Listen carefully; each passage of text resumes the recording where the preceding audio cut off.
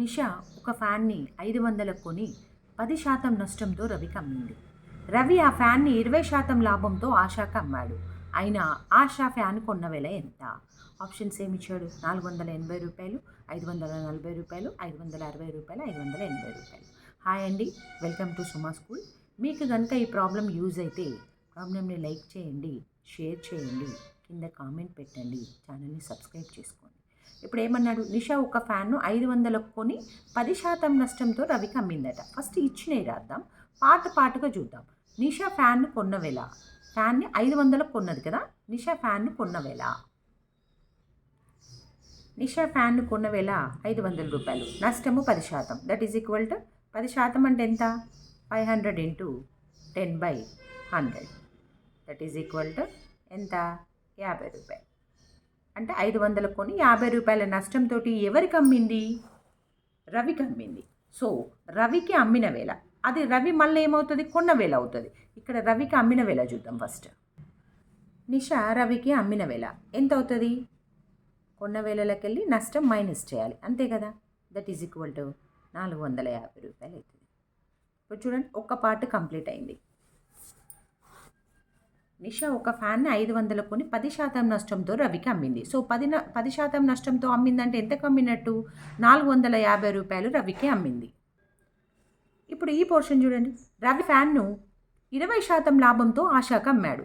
ఇప్పుడు రవి ఇంత, నిషా ఇంతకు అమ్మిందంటే రవికి ఇది కొన్న వేళనే కదా. ఇప్పుడు రవి కొన్న వేళ రూ. 450, లాభము 20%. సో లాభం 20% అంటే 450 ఇంటూ 20/100, అంతే కదా. ఈ జీరో కట్, ఈ జీరో కట్, ఎంత? రూ. 90 లాభానికి అమ్మాడు. రూ. 90 లాభానికి ఎవరికి అమ్మాడు? ఆశాకి అమ్మాడు. మనల్ని ఏమడిగిండు? అయినా ఆశా ఫ్యాన్ కొన్న వెల ఎంత అని అడిగాడు. ఇప్పుడు రవి 20% లాభంతో అమ్మాడు కదా. ఆశా ఫ్యాన్ కొన్న వెల that is equal to Ravi అమ్మిన వెల, అంతే కదా. రవి ఎంత కొన్నాడు? 450 రూపీస్కి కొన్నాడు. 90 రూపీస్ లాభానికి అమ్ముకున్నాడు, రూ. 90 లాభానికి అమ్ముకున్నాడు. సో ఇది అమ్మిన వెల, ఇంత లాభం వచ్చింది. ఇవి రెండు కలపండి. దట్ ఈజ్ ఈక్వల్ టు రూ. 540. చూడండి, ఆశా ఫ్యాన్ కొన్న వెల ఈజ్ ఈక్వల్ టు రవి అమ్మిన వెల. అంటే ఏమవుతుంది? రవి కొన్న వేల ప్లస్ లాభం అవుతుంది. 450 ప్లస్ 90, రూ. 540.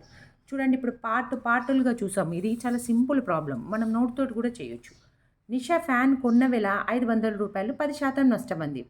500 10% అంటే ఎంత? రూ. 50. సో రూ. 450 రవి కొన్నాడు. రవి రూ. 450 కొని 20% లాభంతో ఆశాకు అమ్మాడు. 20% లాభం అంటే ఎంత? రూ. 90. ఈ రూ. 90 రూ. 450 కలిపితే 540 వచ్చేస్తుంది. కాంపిటేటివ్ ఎగ్జామ్లో ఇదంతా చేసుకుంటూ కూర్చుంటే టైం వేస్ట్ అవుతుంది. ఒకటే స్టెప్లో ఇంకొకటి చూద్దాం. ఒక్కటే స్టెప్లో వేస్తాను చూడండి. రూ. 500 కొన్నారు. ఫస్ట్ ఏంటి? 10% నష్టం. 10% నష్టం అంటే ఎంత? 90/100 రాస్తున్నా నేను, అంతే కదా. 10% నష్టం అంటే 100లోకి వెళ్ళి 10 తీసేస్తున్నా. నష్టం అంటే తీసేయడమే కదా. మళ్ళీ నెక్స్ట్ 20% లాభం అన్నాడు. 120/100 అంటున్నా. 10% నష్టం అంటే 100లోకి వెళ్ళి 10 మైనస్ చేయాలి. లాభం అంటే 100కు 20 కలపాలి. 20% లాభం అన్నారు. ఇప్పుడు ఎట్ ఏ టైం వీటిని కట్ చేయండి. చూడండి, ఈ 2 zeros ఈ 2 zeros కట్, ఇక్కడ 0, ఇక్కడ 0, ఇక్కడ 0, ఇక్కడ 0 కట్టు. ఎంత వచ్చింది? 5 ఇంటూ 9 ఇంటూ 12. చూడండి, వీటిని మల్టిప్లై చేయండి. 12 5 60, 9 54, 540 రూపీస్. ఇదంతా ఒకటే స్టెప్లో వచ్చేసింది. చూడండి, రూ. 500 కొన్నారు, 10% నష్టం అంటే 90/100, మళ్ళీ తర్వాత 20% లాభం అంటే 120/100.